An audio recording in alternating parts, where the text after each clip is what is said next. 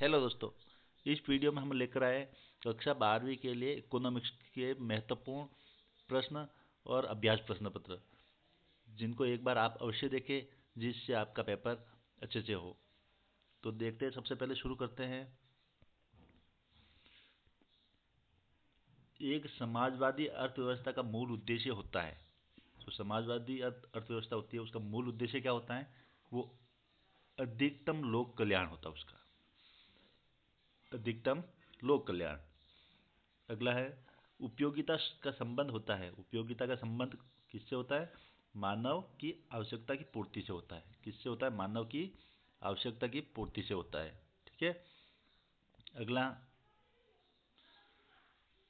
कुल उपयोगिता जब स्थिर होती है तब सीमांत उपयोगिता होती है। कैसी होती है? शून्य। कैसी होती है? शून्य होती है। निम्नलिखित में से कौन सी वस्तु पूरक वस्तु है? वस्तु पूरक वस्तु है। कौन सी वस्तु पूरक वस्तु है? कार तथा पेट्रोल। यानी कि कार के लिए पेट्रोल की आवश्यकता होती है, तो कौन सी वस्तु है जिसकी पूरक वस्तु भी है? तो कार वस्तु है, और इसकी पूरक वस्तु किसके माध्यम से चलती है? पेट्रोल के माध्यम से। ठीक है। मांग की कीमत लोच से अभिप्राय है। तो मांग की लोच अर्थात कीमत में परिवर्तन के कारण मांग में परिवर्तन, ये मांग की कीमत लोच। ठीक है। अगला है, यदि मूल्य में परिवर्तन के बावजूद मांग की आपूर्ति में कोई परिवर्तन न हो तो इसमें होती है, क्या होती है? शून्य कीमत लोच। मूल्य में परिवर्तन के बावजूद मांग की मात्रा में कोई परिवर्तन न हो तो वहां पे शून्य कीमत लोच होती है। अगला, खाली जगह। इसमें देखते हैं, अल्पकालीन उत्पादन फलन को अल्पकालीन उत्पादन फलन को खाली जगह का नियम कहा जाता है। किसका कहता है? उत्पत्तिहास या फिर परिवर्तनशील का नियम कहते हैं। ठीक है। पैमाने के प्रतिफल का संबंध किससे होता है? वो दीर्घकाल अवधि से होता है। संबंध किससे होता है? दीर्घकाल अवधि से।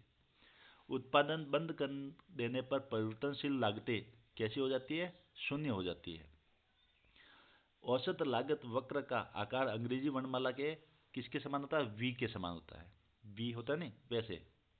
पूर्ति का नियम कीमत एवं वस्तु की पूर्ति के बीच कैसा संबंध होता है? धनात्मक होता है। और दूध जैसी वस्तु के लिए पूर्ति की लोच कैसी होते हैं? बेलोचदार चदार बेलोचदार होती है नहीं। ठीक है। अगला देखते हैं,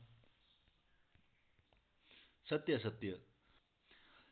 जिस कीमत पर मांग तथा पूर्ति बराबर होती है उसे संतुलन कीमत कहते हैं। तो बिल्कुल सही है। क्या है? बिल्कुल सही है।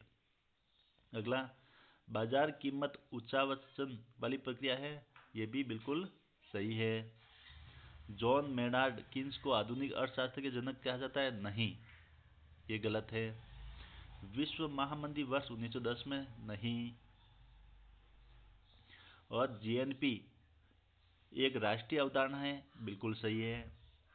और अर्धनिर्मित वस्तुएं मध्यवर्ती वस्तुएं कहलाती है? बिल्कुल सही है। तो ये 4 तो सही है, 2 गलत है। ठीक है। अगला देखते हैं, सही जोड़ी का मिलान करना है। सही जोड़ी का मिलान करने के लिए सबसे पहले देखते हैं,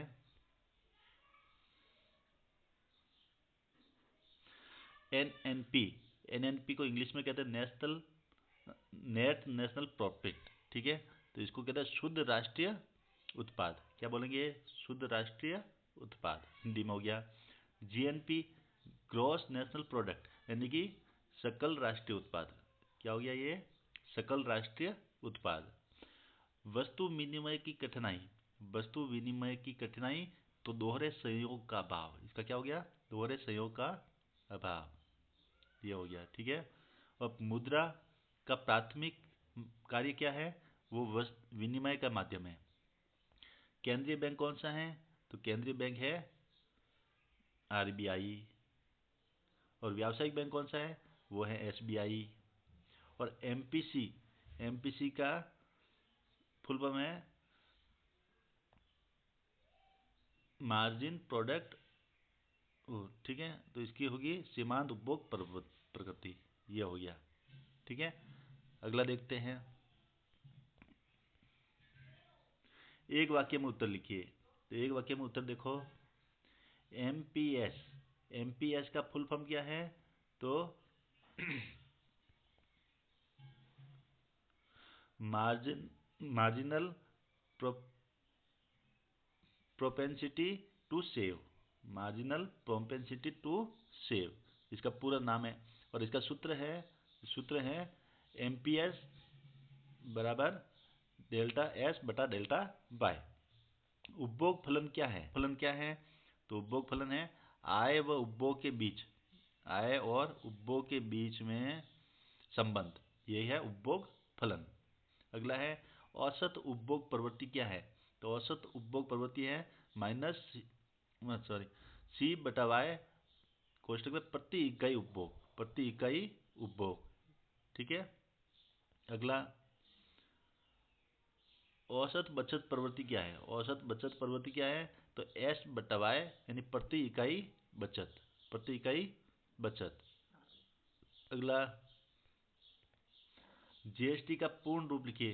तो जीएसटी का पूरा नाम है वस्तु एवं सेवा कर, यानी कि goods and service tax, goods एवं सर्विस टैक्स। हिंदी में हो गया वस्तु एवं सेवा कर। ठीक है। अगला है व्यापार शेष में कौन सी मदें शामिल होती है? तो व्यापार शेष में कौन सी मदें होती है? दृश्य मदें। कौन सी होती है? दृश्य मदें, जो दिखती है वो मदें। अदायगी संतुलन में कौन सी मदें शामिल होती हैं? तो अदायगी में कौन सी होती है? दृश्य एवं अदृश्य दोनों होती है। ठीक है। अदायगी में कौन सी होगी? दृश्य और अदृश्य। तो इस प्रकार से मैं आशा करता हूँ ये बहुत उपयोगी रहेगा आपके लिए। इनको ज़रूर देखें, कमेंट करें और कोई आपको जानकारी चाहिए तो। धन्यवाद। चैनल को सब्सक्राइब भी करना